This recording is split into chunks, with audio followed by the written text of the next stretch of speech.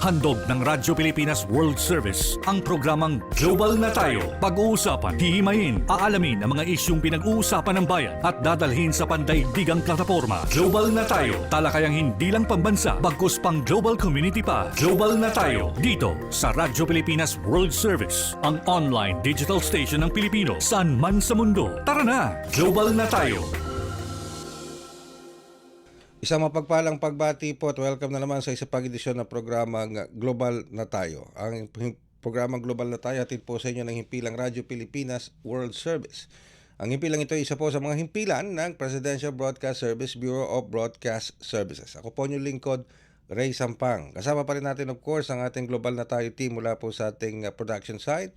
Ang ating executive producer for today, Miss Drizzle Nanyong. Kasama rin of course sa panig ng production, si Mr. J. Arevalo. At sa ating master control, kasama natin si Mr. Milo Junela. Sa Wirecast, kasama natin naman si Hero. Ayan. And of course, syempre, ang ating pong mga katuwang naman sa Voice of America para sa ating shortwave transmitter, para sa ating shortwave broadcast. So, kamusta na po kayo ngayong umagang ito? Sana po ay nasa mabuti kayong kalalagayan habang sumusubaybay sa ating programa. Kami po ay inyong nasusubaybayan live sa pamamagitan ng ating Facebook Broadcast Live. Sa inyo po mga Facebook browser, type lamang Radyo Pilipinas World Service. Ganyan din sa ating YouTube channel. I-type nyo naman po sa inyong YouTube browser, Radyo Pilipinas World Service. At para po sa araw na ito, napakarami po naming hatid sa inyo ng mga impormasyon at mga panayam. Katulad na lamang po nitong isang magandang balitang ito mula sa Private Sector Advisory Council, healthcare sector, dahil ni-report po nila na 95 billion, tumataginting na 95 billion pesos in hospital bills para po sa 1.6 na milyong Pilipino bayad na, dahil sa zero balance billing, dahil na rin po sa sistema ng tinatawag na zero balance billing, at malaking role po dyan ng PhilHealth. Yan po. At bukod po sa PhilHealth, makakasama rin natin ang isa sa pinakamalaking agricultural organization dito sa Pilipinas, ang SINAG. Mamaya kasama natin si SINAG President and Chairman Engineer Rosendo. So hinggil naman po ito dito sa utos ni Pangulong Ferdinand Marcos Jr. na magtalaga ng price ceiling, price cap na 50 pesos per kilo para sa mga imported rice. Gayun din po, masusubukan po nating makapanayam din ang Cybercrime Investigation and Coordinating Center o CICC sa panguna po ni Undersecretary Renato Aboy Paraiso. Hinggil naman po dito sa mga kumakalat na mga fake news at disinformation regarding sa nangyaring Senate incident nitong mga nakalipas na araw. At mamaya rin po, hopefully, live and direct mula sa New York City sa USA, makakasama natin ang ating veteran broadcast journalist na si Mr. Mike Cohen para malaman naman natin ang overview at nagaganap dito sa state visit ni US President Donald Trump sa China, kung saan nakadaupang palad niya ang Chinese head of state Xi Jinping. Lahat pong yan dito lamang sa ating programang Global na Tayo. Alright, at syempre tuloy-tuloy pa rin po tayo, pero bago tayo sumalang sa unang bahagi ng ating panayam, narito muna ang ilang paalala. Mas pinadali na ang government transactions sa tulong ng eGovPH Super App. Pwedeng-pwede mo nang magawa ang lahat ng ito. I-download ang eGov app sa iyong smartphone o tablet mula sa App Store o Google Play Store. Pagkatapos, ilagay ang iyong mobile number at i-authenticate gamit ang one-time PIN o OTP para marehistro ang iyong account. Saka ilagay ang iyong mga pangunahing impormasyon at kumpletuhin ang facial recognition technology para sa verifikasyon ng iyong pagkakakilanlan. Para sa mas mabilis at mas maayos na serbisyong panggobyerno, gamitin na ang eGovPH Super App. Global na Tayo, at narito po ang ating unang panayam ngayong araw na ito. Walang iba, kasama na po natin sa linya ng komunikasyon ng ating President at Chief Executive Officer ng PhilHealth. Walang iba kundi si Dr. Edwin Mercado. President Mercado, magandang umaga po at welcome back sa programang Global na Tayo. Ay, magandang umaga, Sir Ray, at magandang umaga sa lahat ng ating tagapakinig at taga-subaybay. Naku, napakagandang balita po nitong aming natanggap. Ano po, 95 billion pesos in hospital bills para sa 1.6 na milyong Pilipino. Nasagot na dahil po dito sa zero balance billing as reported ng Private Sector Advisory Council Healthcare Sector. Ang tanong po dyan na President Mercado, paano po ba naabot ng pamahalaan itong 95 billion pesos na halaga na ito para ma-wipe out para sa kapakanan ng 1.6 na milyong Pilipino, Dr. Mercado? Tama yan, Ray. Nilinawin ko lang, itong CBB o Zero Balance Bill ay programa ito ng DOH at sinasaklaw nito yung 87 DOH retained hospitals.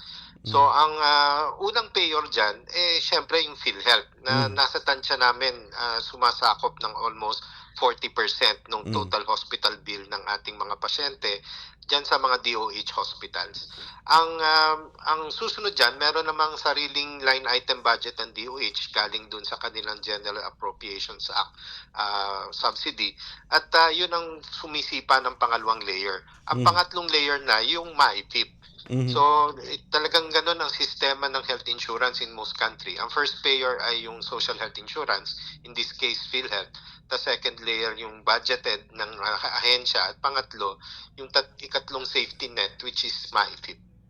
Ayun, okay. So, ito pang 95 billion pesos na halaga nito ay ano pala to? Coming from different layers. Meron sa PhilHealth, meron sa DOH at meron sa MAITIP. Tama po ba yung ganong conclusion, Dr. Mercado? Tama po, at ang DOH na po ang nagtatansya nung mga alituntunin o mga rules dito po sa paghahati-hati ng itong aming mga payers.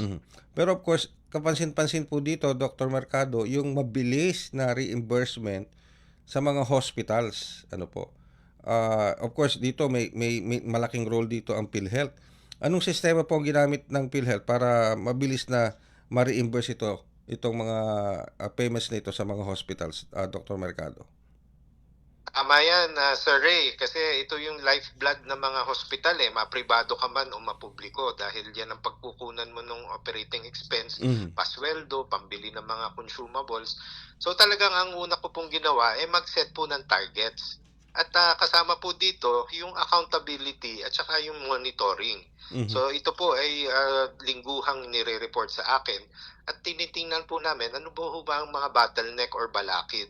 At pag na-resolve nyo naman po at na-communicate properly, ay nagre-respond naman po yung mga tao natin on the ground meron pong mga sistema kasi yan, lalo na po yung mga pag-adjudicate o yung pagre-review po ng claims bago bayaran, na sinimplify din po namin para checklist driven, mas madali pong i-analyze.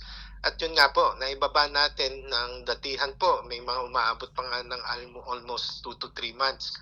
Ngayon po, nag-a-average na po kami ng 18 days. Uy. At yung pong variability, yung datihan po, malaki po yung meron po nakakapagbigay in 15 days, may nakakapagbigay nga in 16 days. So ngayon po nag-narrow down na rin, parang yung range po ng aming claims turnaround ay nagre-range na po ng 10 to 22 days, kaya nag-average ng 15 days. Parang kumbaga po sa amin sa business, cash payment na rin po yun kasi in 2 weeks parang nakukuha nyo na po yung bayad So malaki po yung tulong para po makapag-negotiate din ang ating mga ospital do sa kanilang mga supplier na kapag mabilisan din ho ang bayarin, nagbibigay rin po ng discount yan Meron pong early payment discount na binibigay yung mga supplier na ating ospital. So nakatutulong po yung maibaba talaga yung ating cost at maipasa po yung savings sa ating mga pasyente.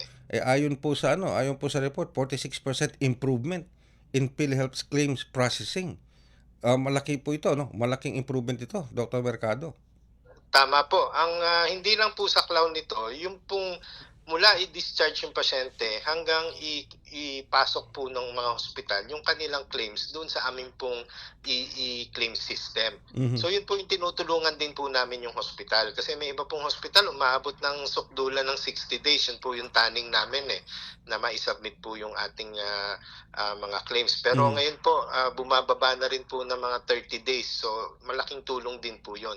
At yung rejection rate po ay bumababa na rin kasi tinutulungan din po namin namin ano ho yung kalakip na dapat ng mga dokumento. Dahil kinokowa din po tayo dyan kapag hindi ho tama yung ating mga attachments at binabayaran, ano rin po, fina-flag din po yan. At tama rin naman po at mapangalagaan natin yung ating pondo. So yun po, tinuturuan po namin at inaano po namin, ino-orient yung mga claims clerk. Alright. Nabanggit nyo po kanina, rejection rate. Parang ano yan. Para lang maliwanagan yung ating tagapakinig at tagapanood na po, Dr. Mercado. What do you mean by rejection rate? So, dalawang uri po yan. Yung pong denied at saka po yung return to hospital. So, unahin ko po yung return to hospital. Yan po yung kulang-kulang po yung dokumentong attached. Halimbawa po, inoperahan, nilagay doon sa kanilang form o may ginawang procedure. Pero hindi ho in-attach yung OR report. Return to hospital po yun kasi may kakulangan po nung attachment para ma-verify namin yung veracity o yung truthfulness ng claims. Yun naman pong denied claims, kapag po nag-file ng claims, pero hindi po compensable. Maaari pong, dahil po hindi naman kailangan gawin yung base dun sa aming standard of care, hindi naman po kailangan ginawa yung procedure. Kumbaga po, hindi po siya umaayon dun sa dapat na nararapat na gawin. Pag ganun po, dinideny po namin yun. Yun naman po, pwedeng i-apila ng ating mga ospital at yun po ay may dinudulog na komite kung saan po kumukuha kami ng specialist ng mga galing din po sa medical community para i-discuss po yung merits ng kaso. Yun. So, ibig sabihin, less na ang rejection rate, more on approval side. Ano po, Dr. Mercado? Opo. At tinitingnan nga po namin din, maglagay na ng AI ngayong pagpatapos nitong taon na to para rin po, bago pag isinalang po nila, po, sasabihin na ng AI, hindi mo tutuloy ito kasi may kakulangan. Ayusin mo. Para hindi na ho babalik pa namin, i-return to hospital. Another 60 days po yun na nagtatagal.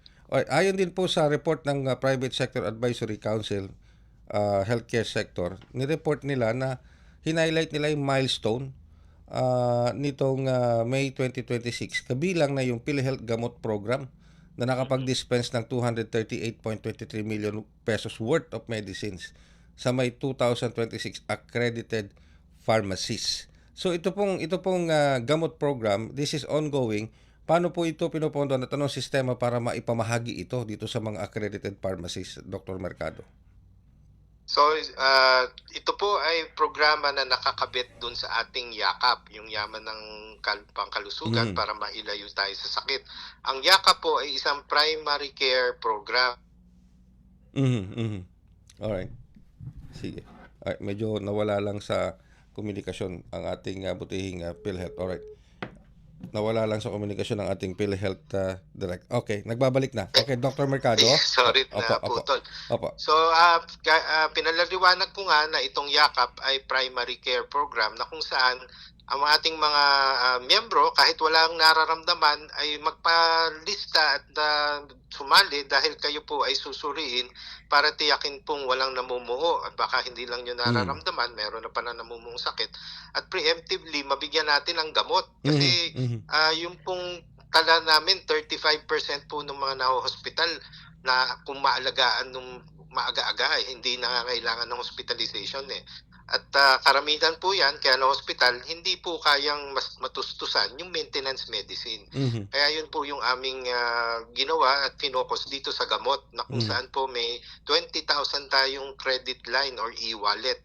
Kada Pilipino na kailangan po yung gamot. Hindi naman po nangangulugang basta pupunta tayo sa pharmacy at hihingi ng gamot. Ito po, kailangan dumaan tayo dun sa ating yakap accredited clinic at dapat po ang reseta ay manggagaling dun sa ating yakap accredited doktor na amin din pong ino-audit at tinuturuan ano po ang mga nararapat na mga bigyan ng mga gamot. Hindi po basta-basta po pwedeng pupunta at hihingi ng gamot. Kung nararapat po. Meron na po palang 171,000 beneficiaries ang nag-avail ng libreng gamot sa ilalim ng Gamot at Yakap Initiative. Pero di ba Director President Mercado, mga clinics to accredited clinics to, itong Yakap clinics. Ilan na po ba ang accredited Yakap clinics nationwide if you have the data? So ang kabuuan po natin as of nung April 31 po ay 4,287. So ito po ay halos nagdoble din po nung kami po ay nag-launch ng yakap. At sa kasalukuyan po, 25% po nito ay mga pribadong clinic na po. Datihan din, kalimitan po ay mga rural health unit, mga municipal health office.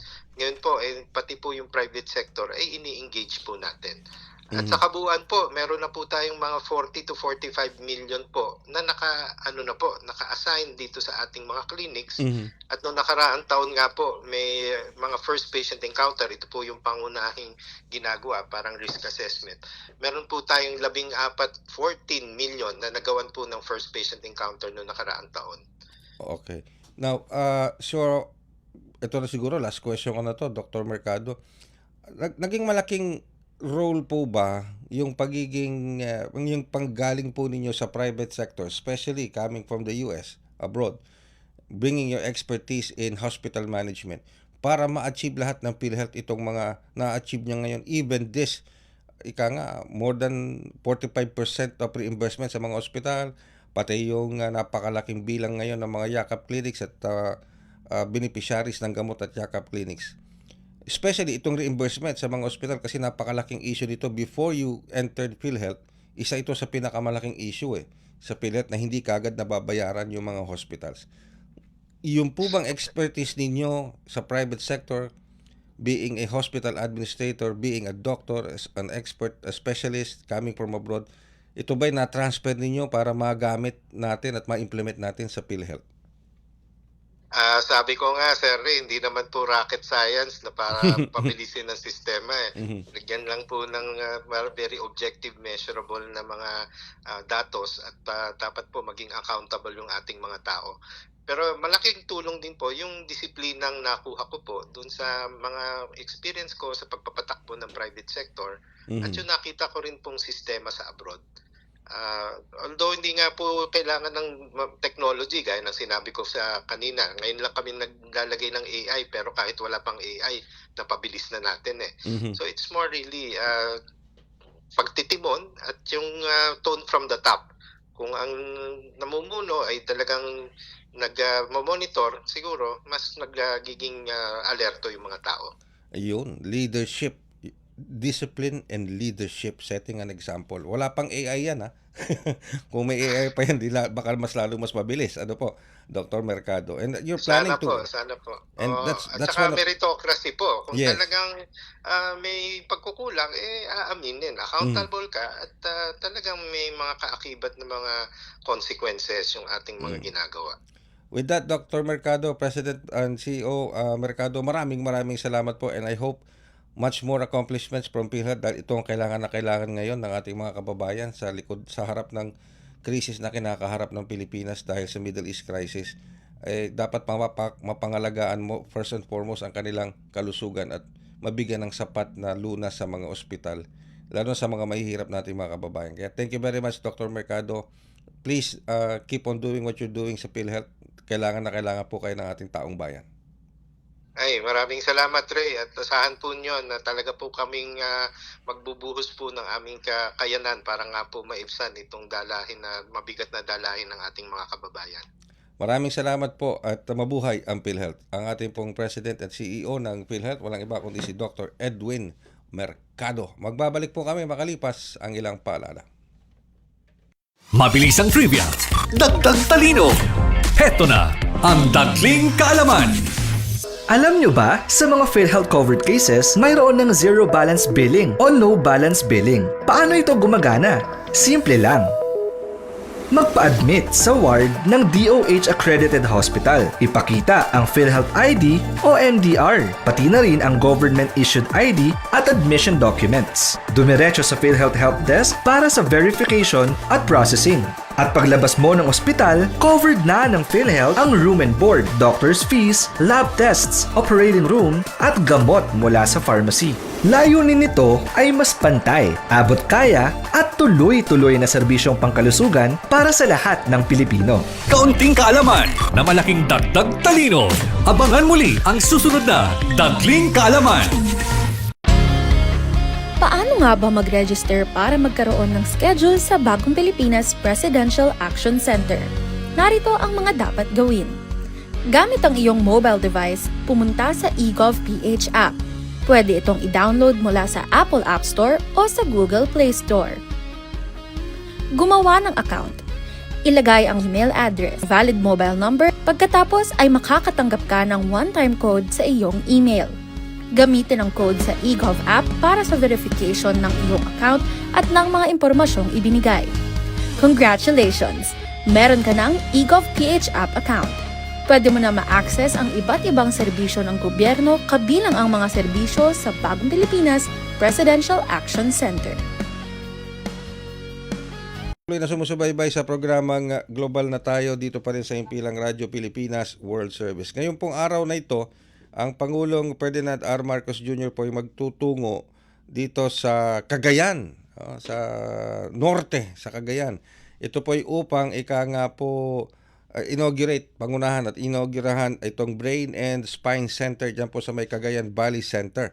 So alamin natin ang mga paghahanda dyan sa pagtungo ng Pangulo dyan sa Cagayan Valley para sa inauguration ng Brain and Spine Center dyan po sa Cagayan Valley Medical Center mula sa Radyo Pilipinas Tuguegarao. Kasama po natin ngayon si Miss Dina Villacampa. Dina, magandang umaga. Yes, maraming salamat, Ray. At ito nga, naghahanda na ang lahat. Inaabangan na nga po yung pagdating ng ating Pangulo ngayong araw para po sa napipintong pagbubukas nitong Brain and Spine Center. Ito po ay alinsunod na rin sa kagustuhan ng Pangulong Ferdinand R. Marcos Jr. na mapalakas ang serbisyong pangkalusugan at mailapit ang mga specialty clinics sa bawat Pilipino, kung saan nga pasisinayaan na ngayong araw ang Brain Spine Center ng Cagayan Valley Medical Center dito sa lungsod ng Tuguegarao City, Cagayan. At isa itong 30-bed capacity acute stroke unit array na may 2 operating room theater, neurosurgery complex, neurophysiology unit at nag-aalok ng advanced diagnostic services. Ang pasilidad ay sumasailalim sa tuloy-tuloy na transformasyon ng CBMC patungong Regional Center for Specialized Neurological Care. Nito lang Marso nga, Ray, ay sinailalim na ito sa assessment ng Health Facility Development Bureau ng DOH at ng Jose Reyes Memorial Medical Center para sa kanilang status sa full functionality nito. Ang Brain and Spine Center ng CBMC kung nagkataon, Ray, ay ikapito na sa specialty centers na nakakamit na ng full functional status. Nauna na rito ang Center for Mental Health, neonatal care, cancer care, infectious disease and tropical medicine, lung care and orthopedic care, dahilan para tinagurian silang Premier Apex Multi-Specialty Center sa Northern Luzon. Oy. Inaasahan nga, Ray, mamayang hapon ang inaugurasyon na naturang gusali at may nababanggit din na baka pangungunahan din ng Pangulo ang groundbreaking naman ng Heart and Lung Center. Okay, so bukod pala sa spine and brain, meron pang Heart and Lung Center na i-inaugurate ang Pangulo dyan. Yan yung nababanggit kasamang Ray, dahil ito din yung hinihingi din ng CBMC na meron ding sariling center para sa heart.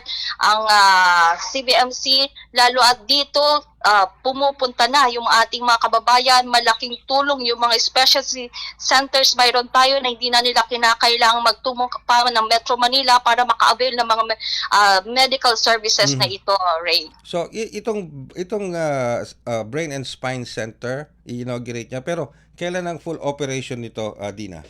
Actually, meron na sila, nag-ooperate na to, okay. Ray. Alright. Meron lang yung mga specific areas na karagdagan para dun sa mga services na kanilang ino-offer. Ito ay actually last year 75.5% full yung status ng kanilang functionality, and this year inaasahan na magiging full lang ang functionality na ng mga ito, based na rin or doon sa isinagawa na ring assessment ng ating mga taga DOH at sa taga Jose Rizal Memorial Center, Ray. Okay, so just keep us posted, Dina. Malaki palang event yan dyan, para na rin sa ating mga kababayan na hindi na kinakailangan pumunta rito sa Metro Manila. Nag-ooperate na pala dyan yung Brain and Spine Center. Tapos meron pang Heart and Lung, Oo, yung narinig natin, but then yun din yung sure natin doon sa taga CVMC kasi may nababanggit but then hindi sure, 'di ba? Alam naman natin yung activity ng ating Pangulo dahil meron pa siyang mamaya yung distribution naman ng walang barangay na naiiwan program niya dito pa rin sa Cagayan. Ayan. So, keep us posted, Dina, sa mga events dyan sa Cagayan Valley Medical Center. Thank you very much, Dina, and best regards sa ating Radyo Pilipinas, Tuguegarao. Yan muna ang ating balita. Kasamang Ray mula dito sa Radyo Pilipinas, Tuguegarao, Dina Tudor Villacampa, Radyo Pilipinas, Radyo Publiko. Si Miss Dina Villacampa ng ating Radyo Pilipinas, ang ating correspondent mula sa Radyo Pilipinas, Tuguegarao, hinggil sa nakatakdang inauguration ng Pangulong Ferdinand R. Marcos Jr. para sa Brain and Spine Center sa Cagayan Valley Medical Center dyan sa Tuguegarao. Samantala, neto na ang ating isa sa pinakamalaki, if not ang pinakamalaking farmer organization dito sa Pilipinas, ang SINAG. Kasama na po natin ngayon sa linya ng komunikasyon ang ating President at Chairman Engineer Rosendo So. Maganda umaga po, Chairman So, at welcome back sa programang Global na Tayo. Yeah, magandang umaga, Manong Ray. Magandang umaga sa lahat. Nako, Chairman So, ito, kukunin muna namin ng reaction nyo tungkol dito. Kasi naglabas ng direktiba ang Pangulong Ferdinand R. Marcos Jr. tungkol sa price cap na 50 pesos per kilogram ng mga imported rice. Ano po ang reaksyon dito ng SINAG? Yeah, Ray, tama lang yun, no? Kasi kung tutusin nga, pwedeng mas mababa pa. Kasi ang presyo ng import nasa 38 pesos lang, no? Landed dito sa atin. And yung mga importer, ang delivered sa Manila is nasa 44 pesos. No? So yung from wholesaler to retailer, so yun ang 6 pesos na pwedeng ilaro. No? So ibig sabihin, yung 50 pesos na yan, pwede pang ibaba yung kung tutuusin. So tama lang yung cap na 50 pesos, wala tayong problema. Okay. So, ibig sabihin po dito, this will give our local farmers a good advantage in selling their palay to be converted sa bigas para po sa mas magandang presyo. Yun po ba ang pinaka-purpose nun, Chairman So? Hindi naman, no? Kasi yung local natin, yung nabili ng 28 pesos na palay, kung mamil ng miller, nasa 44 pesos din yun. So, ibig sabihin, kung dito sa probinsya, yung 50 pesos, 2 pesos, kaya rin din sundan ng atin mga miller. So, we think na yung presyo kung ma-maintain sa 28 to 30 pesos, okay na yan. Wala rin problema sa ating mga magsasaka. Meron po kasing mga komento at pahayag tungkol dito, yung ibang mga imported rice retailers natin, yung mga nagbabagsak sa mga palengke, nagre-resale nito, baka hindi na raw sila magtinda ng imported rice dahil masyado daw mababa yung presyo ng 50 pesos dahil mas mataas pa raw sa 50 pesos yata ang kung tutuusin ang bili nila. Kung mangyari man ito, Chairman So, meron ba tayong sapat na supply ng local rice para maibenta sa merkado? Yeah, so far, ang local rice natin aabot pa naman ng June. Ang tingin natin. No? So yung imported naman, tuloy-tuloy pa naman papasok. So kung i-total natin yung import ng imported at local, umabot ng August ang stocks natin ngayon. So, hindi natin nakikita na may problema. And yung mga retailer, ang retailer kasi pag tumataas yung presyo, umakyat yung presyo nila. Pero kung bumababa yung presyo, hindi naman nila binababa yung presyo. Lahat na produkto, ang problema natin is maski bumaba yung farm gate price, ayaw nila ibaba yung retail. Yun ang problema. Yun ang problema. So for the past year, yun ang sinasabi ng presidente natin. Dapat kasi yung economic team, lalo na yung NEDA, hindi yung tutukan yung tariff ng bigas, tariff ng baboy. Dapat tutukan nila yung sinasabi ng ating presidente, yung value chain. Di ba? Sila palaging kinukulit ni presidente sa NEDA. Pero yung NEDA, ang inisip, basta tumaas yung presyo dun sa retail, ang may kasalanan na lang is yung presyo ng lokal, di ba? So yun ang dapat na ayusin ng NEDA para at least maayos, mabuti. Kasi yung pagbaba nila ng tariff ng port for the past year, hindi naman bumaba yung retail, di ba? So dapat yung direction ng NEDA is to help yung local producers para at least tumatag yung local stocks natin dito sa ating bansa. Okay, last question po, Chairman. So, siyempre ito, ramdam na ang tag-init at yung full force ng El Nino baka later part of this year, pero matindi raw po itong El Nino na ito. Ano po yung mga nakakarating sa inyong mga sitwasyon ng ating mga farmers at paano po pinaghahandaan ito ng SINAG? At may coordination na po ba kayo sa iba't ibang mga government agencies tulad ng DA, National Irrigation Administration, and the like po, Chairman So? Manong Ray, sa akin, no, hinintay ko pa rin yung itong June. Kasi mostly naman ang rainfall nag-start ng June. So, yun pa rin ang gauge na makikita natin kung anong sitwasyon, no, yung planting ng ating mga magsasaka. Medyo na-delay kasi nag-announce ka na may El Nino. Yung mga pupunla na ng May, hindi tinuloy yung pagpunla ng palay nila. So, ang tingin ko is majority baka magsasabog tanim na lang. Yung sabog tanim is pagka umulan, sabog na lang yung palay, no? Yung binhi. Yun ang majority na gagawa kasi at least yun pagka sabog, hindi mo na kailangan i-transplant yun. So, yun ang isang nakikita natin. And so far, sa akin, hintayin ko pa rin yung June kung paano ang reaction ng tanim ng ating mga magsasaka. Alright.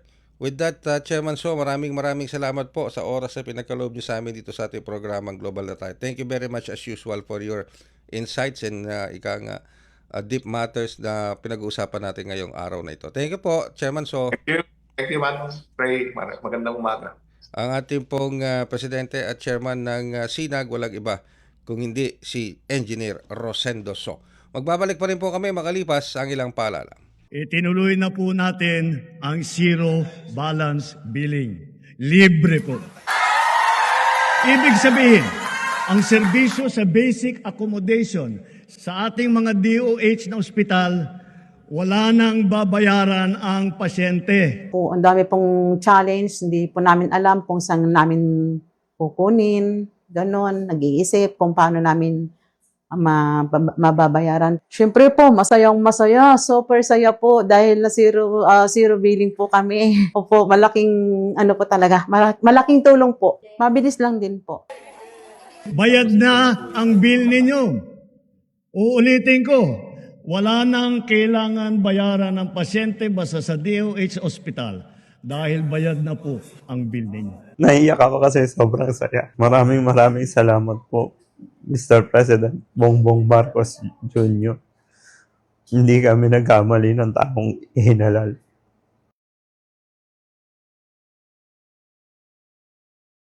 Na tayo dito pa rin sa Radyo Pilipinas World Service. Ako pa rin po yung lingkod, Ray Sampang. Alright, so confirm lang natin na yung inauguration ni Pangulong Ferdinand Marcos Jr.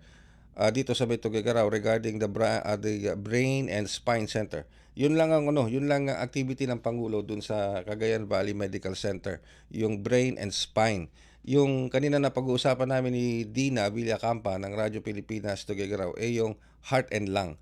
Pero yung talagang inauguration na gagawin ng Pangulo dyan ay ang Brain and Spine Center dyan po sa Cagayan Valley Medical Center. Nga pala, binabati ko muna, shoutout muna ako kay Miss Betty Atinan. Yan na si Betty Atinan live from, siyempre, Singapore. Yan. Thank you very much Tita Betty sa patuloy mong pagtutok dito sa iyong lingkod. Thank you very much. And of course kay si Sean Kyle Flores. Si Sean Kyle Flores, nakatutok din sa atin. Uy, malapit na birthday ni Sean Kyle Flores. Sa May 19, malapit-lapit na, di ba? Ay na ngayon, May 15. Ilang araw na lang, Sean Kyle Flores, at mag-birthday ka na. Ayan. So, magandang umaga. Maya pabak po kay Kongan sa ating mga masasanting pong malalagong kabalen dyan sa Pampanga. Okay. Siyempre, tuloy-tuloy pa rin po tayo dito sa ating programa at later on, makakasama na po natin sa linya ng ating komunikasyon si Undersecretary Renato Aboy Paraiso. Okay, wala pa ba? Wala pa. Sige, wala pa raw po si Undersecretary Renato Aboy Paraiso. Alright, sige. Pero syempre nakatutok pa rin tayo sa kaganapan sa Senado. Lalong-lalo na ito nga po confirmed na wala na nga po sa Senado si Senator Ronald Bato de la Rosa. So wala na po siya sa Senado, batay po sa mga reports, alas 2 ng madaling araw, nag-umexit siya ng Senado at kasama niya si Senator Robin Padilla. Okay? Ayan, dalawa sila. Okay? Tinangka pa raw harangin ng mga security ng Senate, kaya lang dire-diretso lang yung dalawa, sakay ng isang puting SUV. Pero may mga reports na, ito unconfirmed ito. Pero may mga unconfirmed ito inuulit ko mga kabayan. Pero ang sinasabi, nagpunta sila sa isang paliparan. Yan. Ngayon, ang tanong, nasaan na kaya si Senator Bato de la Rosa? Hindi kaya nasa Davao? Yun. Marami ngayon ang lumalaganap ngayon na haka-haka kung nasaan si Senator Bato de la Rosa. At syempre, ang Senate Senate President Alan Peter Cayetano nagsabi na magsasagawa sila ng investigasyon kasama ang DILG at maging ang PNP hinggil sa nangyari na shooting incident doon po mismo sa loob ng Senado.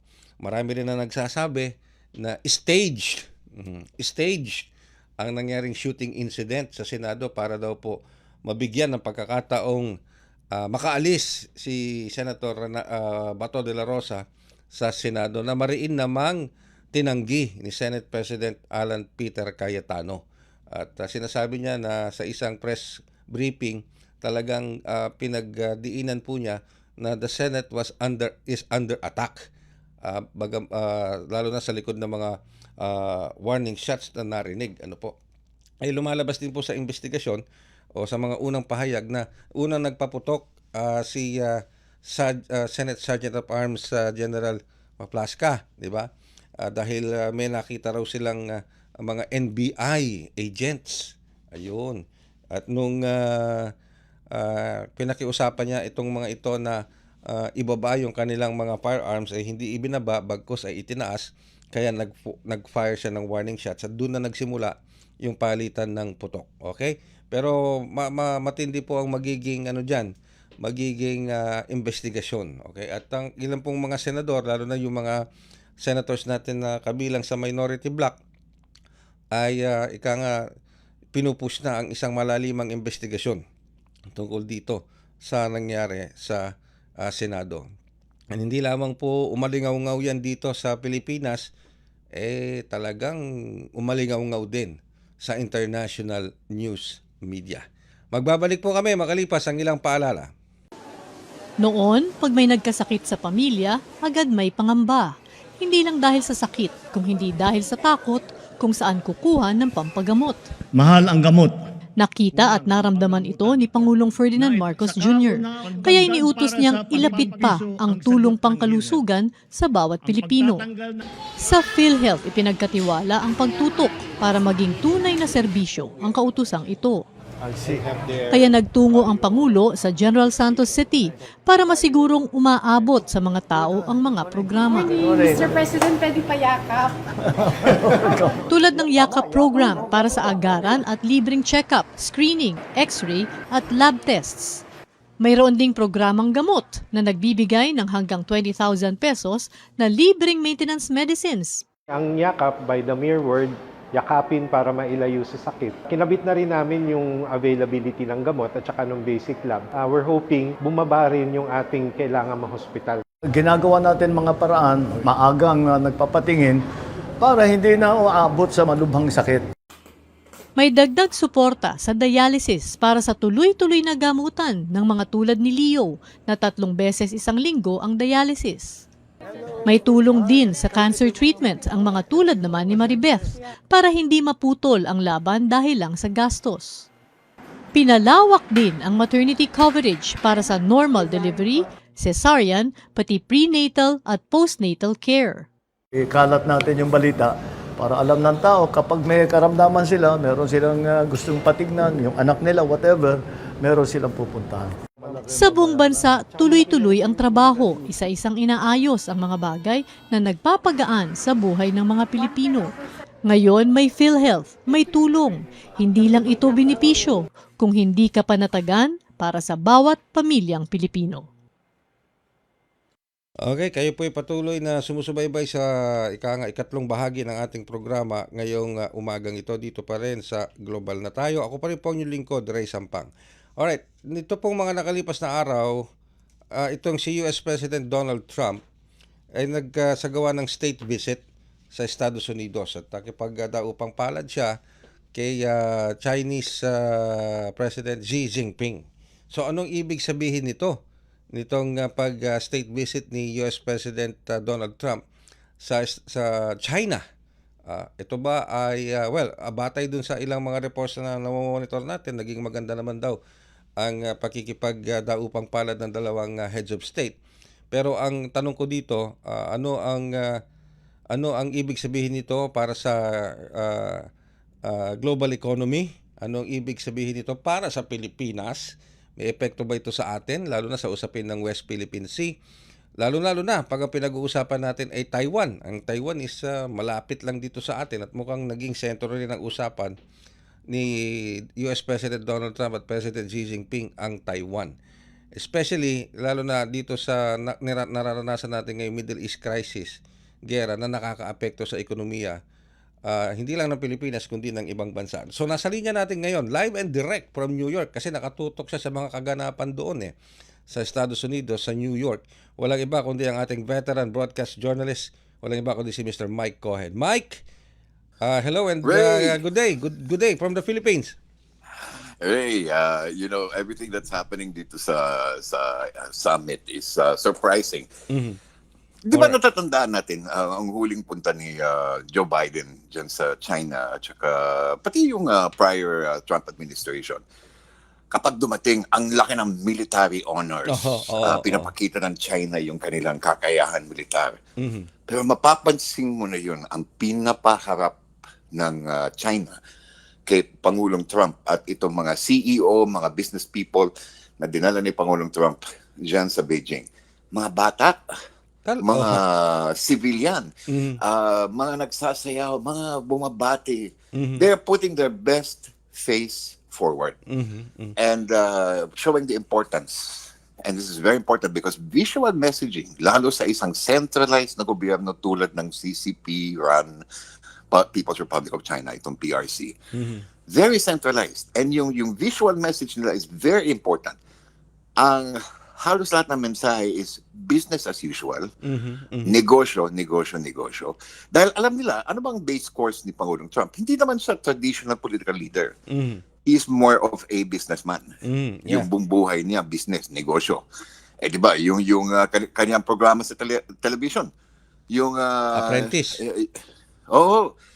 He was a boss, di ba? So they are trying to emphasize na ang relationship ng Amerika at saka ng People's Republic of China ay negosyo.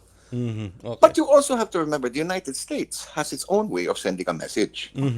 While all of this is going on, China's agent provocateur na mayor dito sa Arcadia, California, isang Chinese spy na naging mayor ng isang lungsod, lumabas yung kanyang arrest warrants at humarap sa korte. Yung isang Chinese businessman who put up a illegal police station. Isipin mo, naghanap siya ng police illegal station police at kumal station? dito. Police station? Oh, police station ng China, dito sa New York City, where I am. And naglagay sila ng sarili nilang mga ano. Pero sabi nga, it's just within Chinatown. Pero ang sabi ng US, teka muna, bawal yan. Hindi mo pwede magbigay ng sarili mong police station sa loob ng ibang bansa, di ba? Lalo dito sa Nueva York. Mike, He was convicted also today. Wow. So the message from the US back to China is, yes, we have a good relationship, a lasting relationship. Isa sa pinakamatagal na relasyon ng Estados Unidos at ng any Asian country is the one with the People's Republic of China. We have to remember that as far back as the year I think it was 1697 or 1698. Meron isang Chinese paper factory dito sa Philadelphia, sa Estados Unidos. Chinese na gumagawa ng mga papel in the traditional Chinese manner. So even ang aming declaration of independence dito sa Estados Unidos was possibly made in China. So yung relationship is a long relationship. It's not just something new. It predates itong Republican Party, Democrat Party, Communist Party. Ang relasyon ng Estados Unidos at ng People's Republic of China is also a personal one. Parang tulad sa atin sa Pilipinas. There are, according kay yung last ambassador ng Estados Unidos at Pilipinas, si Mary Thompson, diba? Sinabi niya, there are almost 750,000 Americans who live in the Philippines at any given time. Karamihan ito mga dual citizen, mga half Filipino, half American, diba? But that is the relationship. Yung relationship ay person to person. That's the same with China. And we have to admit that. Where I live in New York City is the largest Chinatown, kung tawagin. 700,000 people born in the People's Republic of China or Taiwan who live and work in New York City. Ang area nun is called Main Street, Flushing. Dati, ano yan? That was a mostly, kung maalala mo yung TV show na Nani. Okay. Karamihan doon, mga Hudyo, mga ano. So all of those things I'm getting down to. What am I coming to the point? This is what Xi Jinping and the Chinese government is doing. They're taking out the situation of other things, but they're also emphasizing that there is a problem. Yes. Na ang laki ng gastos para sa People's Republic of China, yung kanilang military build-up. Okay. They have to admit it. That's true. Yung kanilang navy na yun, yung People's Republic of China People's Liberation Army Naval Force is the largest fleet in the world in sheer numbers. Yes. But karamihan ng mga barko nila ay nakadaong lang. Yes. They cannot put it to sea because they don't have enough trained sailors. They have so many problems with maintenance that hindi nila na-expect na ganito ang nangyari din sa Soviet Union nung araw. It's hard to maintain a 700-ship navy. Yes. Diba? Ang laki ng gastos nun. So China's also trying to find a way where there can be common ground, where there can be assistance and all that. Now, the key issue, syempre, is Taiwan. Yes, By that's it. law, the Taiwan Defense Act, there is a law in the United States that says the United States will provide for the defense of Taiwan. Hindi ito pwedeng baliwalain ni Pangulong Trump. They have to be able, and we have to be able to provide for Taiwan's defense that they have to also be able to pay for. Hindi ibig sabihin na ililibre ng Estados Unidos. So that is the situation right now. Now, Xi Jinping is constantly saying that, Taiwan is part of China. Actually, no. Taiwan was never part of the People's Republic of China. Taiwan was formerly Formosa, a Japanese territory that eventually tumakbo yung sina Chiang Kai-shek at yung mga nationalist Chinese nag-establish ng control doon sa Taiwan. And that is what the situation is. So the United States recognizes that the People's Republic of China never had control over Taiwan. However, they're also signatories sa isang One China policy. Yun ang problema. Kasi signatory yung US sa One China policy. And I think the Philippines is also one of those signatories. Kaya nagkakaroon ng problema sa pag-i-establish ng diplomatic ties o establishing a full-fledged embassy diyan sa Taiwan. Kasi magagalit ang China kapag nag-establish ka ng Philippine Embassy o ng US Embassy sa China. Kaya sa Taiwan, MECO lang. Yung mga Yeah, MECO which lang is ang similar pwedeng din sa tayo. US. The US has a MECO and a TECO. Taiwanese officials and diplomats are welcome in the United States, but they cannot come in under full diplomatic status. They come in under a special observer status or ibang hindi yung full national how would I say recognition yung binibigay sa Taiwan. Alright. And this is something. But we also have a massive trade with Taiwan. Trillions ang trade namin sa dalawang China. I-combine mo yung trade with Taiwan and China, it's I think somewhere in the neighborhood of 22 to 23% of the United States economy. So ang laki nun. That's multiple trillions of dollars. Pero ito bang state visit na ito ni US President Trump and with his talk with Chinese President Xi Jinping, will this ease a little bit itong nararanasan nating global economic fallout from the US-Iran conflict dyan sa Middle East? Makakatulong kaya ito? I believe so, because China is one of the few countries that the current different factions who remain in Iran and control what the situation in Iran is taking hold. Kasi we have to remember when the United States and Israel, as well as now UAE and other Arab countries, including Iraq, have taken their own independent military action against Iranian action. Ang ginagawa ng Estados Unidos has been to decapitate the leadership.